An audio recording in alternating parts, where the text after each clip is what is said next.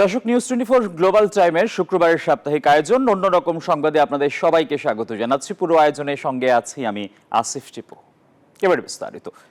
প্যারিসকে আর পাত্তা দেয় কে? খোদ ফ্রান্সেই যখন আরেকটা আইফেল টাওয়ার বানিয়ে ফেলেছেন ৭৭ বছরের এক দাদা আর তার ২২ বছরের নাতি। ৮ বছরের পরিশ্রমে তারা বানিয়ে ফেলেছেন গুস্তাভ আইফেলের মাস্টারপিসের এক প্রতিরূপ। শুধু তাই নয়, দাদার এক মজার স্বপ্ন জড়িয়ে আছে এই টাওয়ারকে ঘিরে। এই টাওয়ারের বর্তমান ও ভবিষ্যৎ নিয়ে থাকছে এবারের আয়োজন। ফ্রান্সের রাস্তায় টুকরো টুকরো লাল স্টিল পরে থাকতে দেখলে যে কেউ ভরতে যেতে পারে, মনে হতে পারে কেউ যেন আইফেল টাওয়ার খুলে রেখে পালিয়েছে। আসলে তা নয়। ৭৭ বছরের যে ক্লোদ মাস্টার আর তার ২২ বছরের নাতি কিলিয়ান আন্তেনাত মিলে ৮ বছর ধরে বানিয়েছেন এই টাওয়ার। আসল টাওয়ারের ১০ ভাগের ১ ভাগ আকারের এই টাওয়ারটি লম্বায় ৩০ মিটার।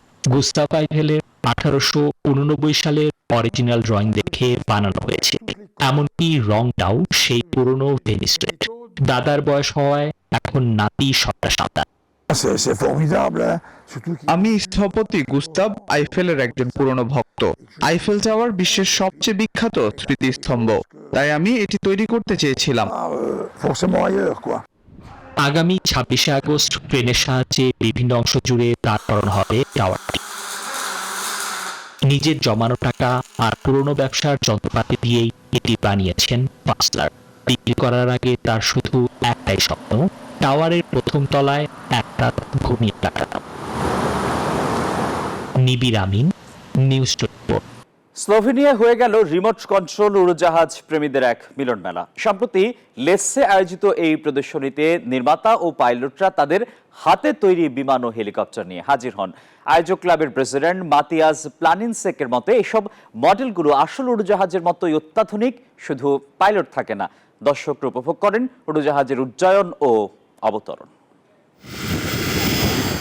ইঞ্জিনের গর্জন, আকাশে ধোঁয়ার ট্রেইল। স্লোভেনিয়ার লেসাসে যেন বসেছিল এক খুদে বিমান মেলা। নিজেদের তৈরি করা রিমোট কন্ট্রোল বিমান আর হেলিকপ্টার নিয়ে হাজির হয়েছিলেন শৌখিন নির্মাতা এবং পাইলটরা। আয়োজকদের মতে অত্যাধুনিক এই মডেলগুলো আসলে বিমানের এক একটি নিখুঁত সংস্করণ। পার্থক্য শুধু একটাই, ককপিটে কোনো পাইলট থাকে না। বাস্তবতার ছোঁয়া দিতে কিছু বিমানের ককপিটে বসানো হয়েছিল খুদে ডামি পাইলট, যা দর্শকদের দিয়েছে বাড়তি আনন্দ প্রকাশ করেন পাইলটরাও। আরসি মডেলিং নিঃসন্দেহে এমন একটি উপায় যার মাধ্যমে তরুণরা বিভিন্ন প্রযুক্তিগত দক্ষতা অর্জন করতে পারে। এর মাধ্যমে তারা হাতে কলমে কাজ করার দক্ষতা লাভ করে, রিমোট কন্ট্রোল সম্বন্ধে জ্ঞান অর্জন করে এবং বিমান তৈরির জন্য ব্যবহৃত বিভিন্ন উপাদান সম্পর্কেও জানতে পারে। দিনভর দর্শকরা মুগ্ধ হয়ে উপভোগ করেন খুদে বিমানগুলোর উড্ডয়ন, অবতরণ আর আকাশে ডানা মেলার দারুণ সব ভঙ্গি। এ যেন ছোট ছোট ডানায় আকাশ জয়ের এক দারুণ উৎসব। Desk report, news 24। বেলজিয়ামের মালমেরি শহরে হয়ে গেল এক এলাহি কাণ্ড। হাজার হাজার ডিম ফাটিয়ে তৈরি হলো এক বিশাল অমলেট। রান্নার জন্য বিরাট কড়াই আনতে হয়েছে ফর্ক লিফট ট্রাকে করে। শুধু তাই নয়, এই উৎসবে যোগ দিতে হাজির হয়েছিল বিভিন্ন দেশের প্রতিনিধিরাও। ঐতিহ্য আর মজার এই উৎসবকে ঘিরে ছিল চোখে পড়ার মতো আয়োজন, যার পেছনে আছে এক দারুণ ইতিহাস। উৎসবের মূল আকর্ষণ ছিল বেলজিয়ামের মালমেরির টাউন স্কোয়ারে। সেখানে প্রায় ১৩ ফুট চওড়া এক বিশাল কড়াই আনা হলো। এরপর হাজার হাজার ডিম ফেটিয়ে সাথে বেকনের টুকরো দিয়ে তৈরি করা হলো গরম গরম অমলেট। সেই অমলেট রুটির সাথে মজা করে খেলেন উপস্থিত হাজারো মানুষ। এই ঐতিহ্যের গল্পটা কিন্তু বেশ পুরনো, সেই নবম শতকের। তবে ১৯৭৩ সাল থেকে ফ্রান্সে নতুন করে এর যাত্রা শুরু হয়। এখন তো বেলজিয়াম, আর্জেন্টিনা সহ বিশ্বের আরো অনেক দেশেই এই মজাদার উৎসব পালন করা হয়, যেখানে সবাই মিলেমিশে এই বিশাল অমলেট উপভোগ করে।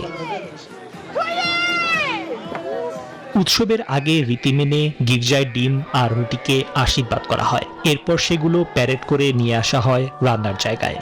দূর দূরান্ত থেকে আসা মানুষের ভিড়ে আর হাসিতে জমজমাট হয়ে ওঠে পুরো এলাকা।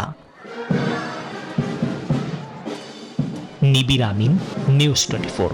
প্যারিসে আমিষ নির্ভর এক রেস্তোরাঁকে নিরামিষ রেস্তোরাঁয় রূপান্তর করেও জনপ্রিয় করে তুলেছেন বিখ্যাত ফরাসি শেফ আলা পাশার্ড। স্থানীয় বাগান থেকে সংগ্রহ করা সবজি ও প্রাকৃতিক মধু দিয়েই তিনি চালাচ্ছেন নতুন রেস্তোরাঁ। গ্রাহকরা বলছেন শুধু স্বাদ কিংবা স্বাস্থ্যকর খাবার নয়, এর মূল আকর্ষণ পরিবেশন রীতি।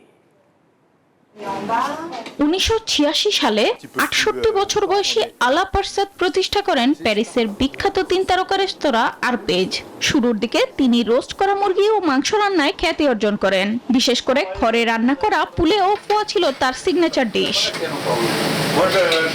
তবে 2000 সালের শুরুর দিকে তিনি লাল মাংস বাদ দিয়ে ধীরে ধীরে মনোযোগী হন সবজি কেন্দ্রিক রান্নায়। সম্প্রতি মেনু থেকে প্রায় সব প্রাণীজ উপাদান বাদ দিয়েছেন। তার পেতলোয়ার ও নরম্যান্ডি অঞ্চলের বাগানই এখন রান্নাঘরের প্রাণ, যেখান থেকে প্রতিদিন সকালে আসা তাজা সবজি এবং নিজেদের মৌচাকের সংগৃহীত মধু রাখা হয়েছে তালিকায়। আমি চাই রান্নাকে এমন এক শিল্পে রূপ দিতে যেখানে অনুপ্রেরণা মিলবে চিত্রকলা ও সেলাইয়ের মতো অলংকার শিল্প থেকে, আর প্রতিটি পদে থাকবে কল্পনা ও কবিতার ছোঁয়া। পারসাদের এই ভিন্নধর্মী রান্নায় মুগ্ধ গ্রাহকরাও।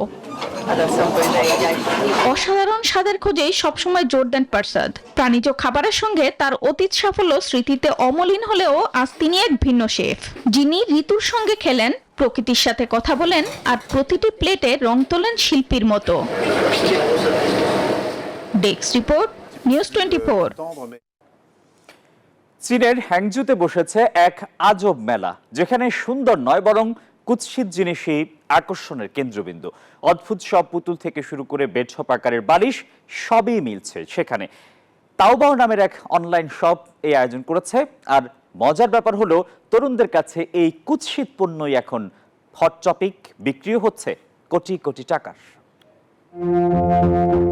চীনের এক প্রদর্শনীতে চলছে কুৎসিত জিনিসের রমরমা কারবার। তাওবাওয়ের আগলি স্টাফ কম্পিটিশন নামের এক অদ্ভুত প্রতিযোগিতায় জয়ী হওয়া প্রায় 300টি পণ্য নিয়ে আয়োজন করা হয়েছে দ্য এরা অফ আগলিজ হ্যাজ অ্যারাইভড নামের এই মেলা।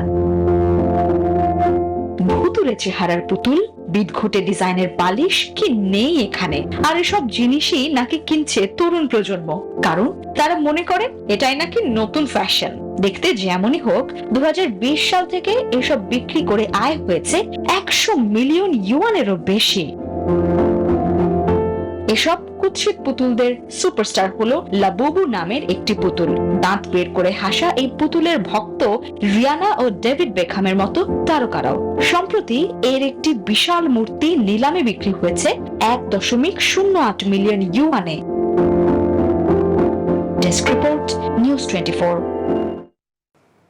কাটাই ছিল নিউজ 24 এর সাপ্তাহিক আয়োজন অন্যরকম সংবাদে। সবাইকে ধন্যবাদ।